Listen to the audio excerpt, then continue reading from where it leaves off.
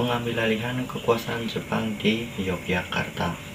Pasca proklamasi kemerdekaan Republik Indonesia pada 17 Agustus 1945, bangsa Indonesia belum sepenuhnya terbebas dari para penjajah.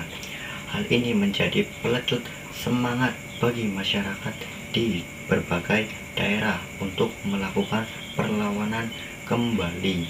Salah satunya masyarakat Yogyakarta yang mengukir sejarah dengan pengambilalihan kekuasaan Jepang di kotanya. Pengambilalihan kekuasaan Jepang di Yogyakarta dilatar belakangi oleh tentara Jepang yang tidak ingin meninggalkan Yogyakarta meski Jepang telah menyerah kepada sekutu. Hal itu menimbulkan kemarahan bagi rakyat Indonesia yang merasa sudah merdeka dan tidak ingin masih dikuasai oleh tentara Jepang. Akibatnya terjadi pengambilalihan yang dilakukan secara paksa melalui serangan yang dilakukan oleh para rakyat dan pemuda Indonesia. Peristiwa pengambilalihan kekuasaan Jepang di Yogyakarta terjadi pada tanggal 26 September 1945 hingga 7 Oktober 1945. Tokoh-tokoh yang terlibat dalam pengambil alihan kekuasaan Jepang di Yogyakarta saat itu adalah Sunjoyo, Muridanoto, Umar Slamet, Umar Joy, Selo Ali, dan R.P. Sudarsono.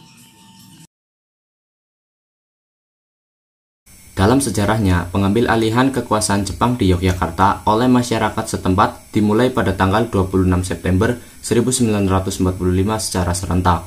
Pukul 10 pagi merupakan titik dimulainya perebutan kekuasaan, sementara puncak aksi ditandai dengan aksi mogok kerja oleh pegawai-pegawai yang bekerja di perkantoran Jepang. Para pegawai di perkantoran Jepang memaksa pihak Jepang agar menyerahkan semua kantor yang dikuasai kepada pihak Indonesia. Kemudian pada tanggal 27 September 1945, Komite Nasional Indonesia atau KNI daerah Yogyakarta menyatakan bahwa kekuasaan Jepang di daerah tersebut telah jatuh pada kendali pemerintah Republik Indonesia. Tanggal 5 Oktober 1945, Gedung Cokan Kantai berhasil direbut dan kemudian dijadikan sebagai kantor Komite Nasional Indonesia daerah Yogyakarta. Oleh karena itu, kepala daerah Yogyakarta yang dijabat oleh Jepang Cokan harus meninggalkan kantornya di Jalan Malioboro. Gedung Cokan Kantai saat ini dikenal dengan Gedung Agung atau Gedung Nasional. Tidak hanya sampai di situ, pengambil alihan kekuasaan Jepang di Yogyakarta oleh pejuang Yogyakarta juga menyasar kepada perebutan senjata dan markas Osabutai di Kota Baru. Rakyat dan para pemuda terus mengepung markas Osabutai di Kota Baru. Penyerbuan markas Jepang di Kota Baru di Yogyakarta diawali dengan perundingan antara Jepang dengan pejuang Yogyakarta yang berlangsung pada 6 Oktober 1945.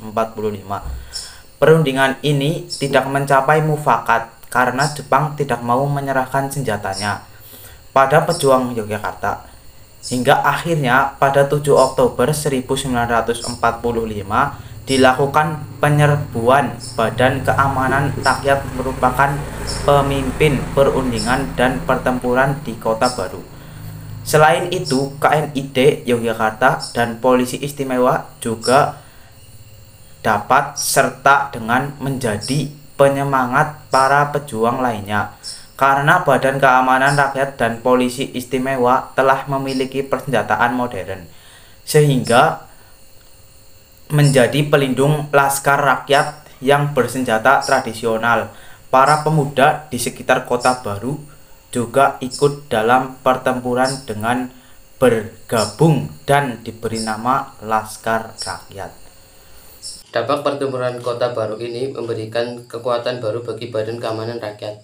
Hal ini dikarenakan persenjataan Jepang yang berhasil direbut diberikan kepada Badan Keamanan Rakyat, sehingga dapat melebur menjadi Tentara Keamanan Rakyat. Dan kemenangan di Kota Baru ini memberikan semangat perjuangan untuk melucuti senjata Jepang yang bermarkas di Pingit dan Meguwo, lokasi Bandara Lama Yogyakarta. Dalam peristiwa penyerbuan Kota Baru ini, sebanyak 21 pejuang dan pemuda Yogyakarta gugur, dan di pihak musuh 27 tentara tewas. Nama-nama para perjuangan yang gugur ini kemudian diabadikan menjadi nama jalan di sekitar kawasan Kota Baru.